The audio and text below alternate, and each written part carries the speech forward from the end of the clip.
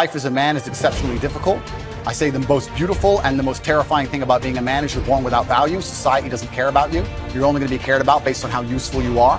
You have the chance to build yourself up and become a superhero if you're prepared to do the hard work and be indefatigable enough to never quit. But if you're going to stand around and wait for a handout, nobody's going to ever respect you. I think that a lot of people have forgotten about how difficult and how competitive it is as a man. We're always in constant competition with each other. And it's your duty as a man to stand up and say, I want to be as important and strong and good-hearted and God-fearing as possible. And I need to work hard to achieve those things.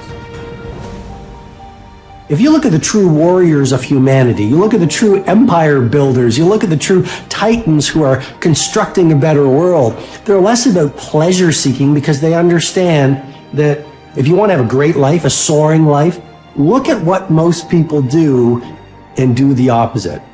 Growth comes through discomfort.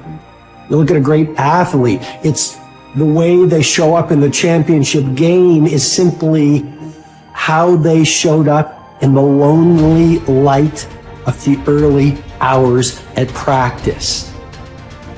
To have the results only 5% of the population have, you've got to be willing to do the things that only 5% of the population are willing to do. I was a 4-time kickboxing world champion. For 12 years, I trained 5 hours a day, 6 days a week. And I was motivated to train probably about 25% of the time. The rest of the time I went because I am disciplined. You don't feel like going through that on a Wednesday morning when you wake up, and you have to do it because you're disciplined. You're either a disciplined individual or you are not a disciplined. There's a difference between want and want. And I say this all the time. People say to me, I want to be rich. And I say, okay, well, I want to be able to ice skate. But I don't want to be able to ice skate enough to go learn how to ice skate. I can't be bothered. I mean, surely if I could click my fingers and be a figure skater, I'd click my fingers. Who wouldn't? But I don't want to actually go train because I don't want it enough. And this is the exact point with money. Everyone wants money put on their lap. If you truly wanted money, you wouldn't be able to sleep until you fucking had it. The masters make the hardest things in the world look easiest. And in the moments where you push yourself, those moments tend to lead to success. But you've got to stop rationalizing, stop making excuses, stop telling yourself little watered down assessments of where you're really at. Tell yourself the truth. And the truth shall set you free. And the truth that I had to come to grips with, that I wasn't in charge of my destiny. The truth was that I wasn't giving all that I had. The truth was that there are some things that I wanted to do, but I didn't have the courage to act on those things. I had to start looking at my life differently. I started going to work earlier. I started being the last one to leave there. I started working harder than anybody else. I am not motivated to do the things I'm supposed to do. I don't wake up full of joy. I have to go to the gym, or that I have to work, or I deal with crap. I don't feel motivated to do them. I'm disciplined. I do them regardless of how I feel. Whether I'm in the mood to do it or I'm not in the mood to do it, it gets done. That's discipline. Discipline's a real thing. Motivation is fleeting. You're never going to be permanently motivated. If you're the kind of person who can only try hard at something he enjoys, then you're going to fail. If you truly want to win, you can't only want to win when you're happy, and you can't only want to win when you're motivated. You're competing against men like me who will perform even when it's raining, not only when the sun is shining. And if you're going to be the kind of person who can only do it, one of those scenarios you are going to lose. You must be prepared to perform all of the time. I have a lot of people who message me and say, I struggle with motivation. My answer is simple. Then stay a loser. If you can't find the motivation to not be a loser, then I strongly recommend you just stay a loser, stay in your lane, and stay out of my way. I have no time for people who cannot find the motivation to fix themselves and fix their own lives.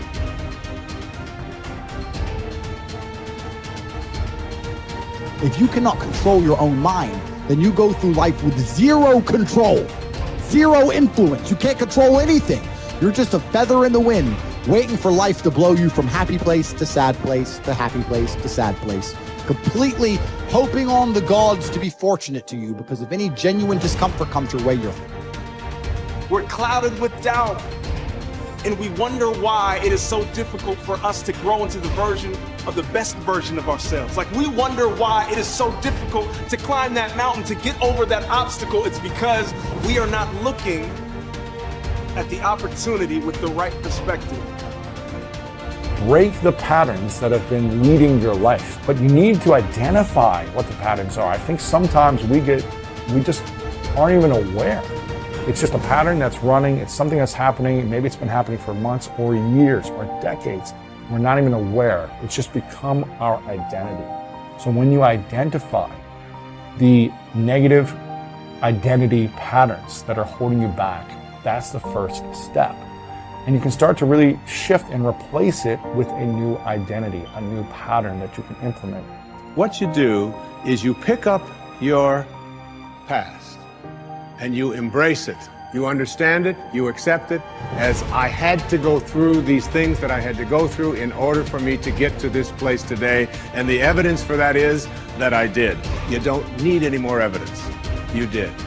And then you toss it. You toss it. You embrace it and you toss it. And you merge into the now by giving up your attachment. Before you can do something, you first must be something. So you've got to be it intellectually. You've got to be it emotionally. It's like Solomon says, as a person believes in their heart, the emotional man. Well, it's only a period of time then until it manifests physically. That's one of the first laws of the universe, is the perpetual transmutation of energy. Energy is moving into form, always. To form, moving into form, through form, back into form again. So we cause it all to happen the way we think and the way we stay locked into ideas. I don't think greatness is something you're born with, some mysterious power bestowed upon us by God. It's something that truly exists in everyone. I look at it as a superpower we all have, buried deep inside us. This tiny diamond surrounded by layers and layers of rock, the hardest rock in the universe. And every time you do something good, a piece of that rock breaks away. We control where awareness goes, we're controlling where energy is flowing. And if we're controlling where energy is flowing, we're controlling what's manifesting in our life. All I need to do is control where my awareness goes. And if I can control where my awareness goes, I can control where my energy is flowing. And if I can control where my energy is flowing, I can control what is manifesting in my life. Every single person that wins big, every single person that you look at, every single person that you're inspired by, every single person that you aspire to be like, they only have one plan, and that is they are going to win or they are going to die trying. You can make your dream into a reality, but it will only take one person to believe that it's possible. It will only take one person to put in the work. That person is you. If you're sitting down and you start thinking about some future worst case scenario that you're conjuring up in your mind, and you begin to feel the emotion of that event, your body doesn't know the difference between the event that's taking place in your world, outer world, and what you're creating by emotion or thought alone. So most people then, they're constantly reaffirming their emotional states. So when it comes time to give up that emotion, they can say, I really want to do it. But really the body is stronger than the mind because it's been conditioned that way. So the servant now has become the master. And the person all of a sudden, once they step into that unknown, they'd rather feel guilt and suffering because at least they can predict it. Being in the unknown is a scary place for most people because the unknown is uncertain. And people say to me, well, I can't predict my future. I'm in the unknown, and I always say the best way to predict your future is to create it. Not from the known, but from the unknown. What thoughts do you want to fire and wire in your brain? What behaviors do you want to demonstrate in one day? The act of rehearsing them mentally, closing your eyes, and rehearsing the action. Rehearsing the reaction of what you want? Or the action of what you want. By closing your eyes and mentally rehearsing some action.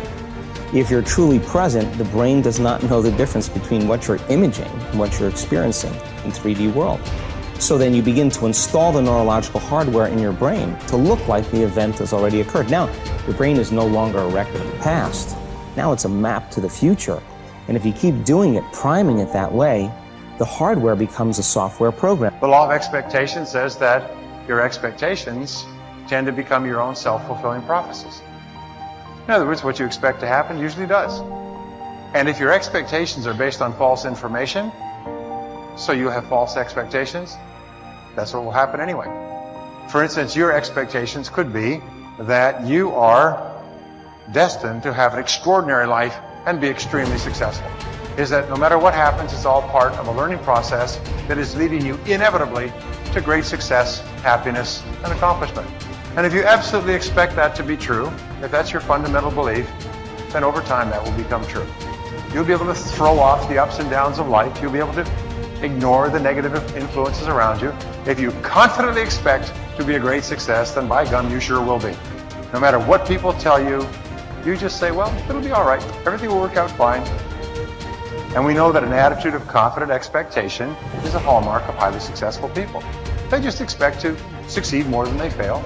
They expect to be liked by others more often than they're disliked. They expect to learn from every difficulty that they have. They expect to keep making progress. They just confidently expect it. And surprise, surprise, your expectations affect your realities. What you experience on the outside is determined by how you think on the inside. As they say, you are not what you think you are, but what you think you are. In the Bible it says, as a man thinketh in his heart, which means in his subconscious mind, way down deep, so is he. According to your faith, it's done unto you, and so on. Big picture thinking can benefit any person in any profession. When somebody like Jack Welch tells a G employee that the ongoing relationship with the customer is more important than the sale of an individual product, he's reminding them of the big picture. When two parents are fed up with potty training, poor grades or benders, and one reminds the other that the current difficult time is only a temporary season, then they benefit from thinking big picture. You have to think anyway, so why not think big? Big picture thinking brings wholeness and maturity to a person's thinking. It brings perspective. It's like making the frame of a picture bigger in the process, expanding not only what you can see, but what you are able to do. Big picture thinkers are never satisfied with what they already know. They are always visiting new places, learning new skills. And because of that practice, they often are able to connect the unconnected. They are lifelong learners. To help me maintain a learner's attitude, I spend a few moments every morning thinking about my learning opportunities for the day. As I review my calendar and to-do list, knowing whom I will meet that day, what I will read, which meetings I will attend, I note where I am most likely to learn something. Then I mentally cue myself to look attentively for something that will improve me in that situation. If you desire to keep learning, I want to encourage you to examine your day and look for opportunities to learn. Writer Henry David Thoreau wrote, "Many an object is not seen, though it falls within the range of our visual ray, because it does not come within the range of our intellectual ray." Who you are determines what you see and how you think. Big picture thinkers realize there is a world out there besides their own, and they make an effort to get outside of themselves and see other people's worlds through their eyes. It's hard to see the picture while inside the frame. To see how others see, you must first find out how they think. Becoming a good listener certainly helps with that. So does getting over your personal agenda and trying to take the other person's perspective. French essayist Michel Ayquem de Montaigne wrote, "The value of life lies not in the length of days, but in the use we make of them." A man may live long yet live very little. The truth is that you can spend your life any way you want, but you can spend it only once. Becoming a big picture thinker can help you to live with wholeness, to live a very fulfilling life. People who see the big picture expand their experience because they expand their world. As a result, they accomplish more than narrow-minded people. And they experience fewer unwanted surprises too, because they are more likely to see the many components involved in any given situation. Issues, people, relationships, timing, and values. They are also, therefore, usually more tolerant of other people and their thinking.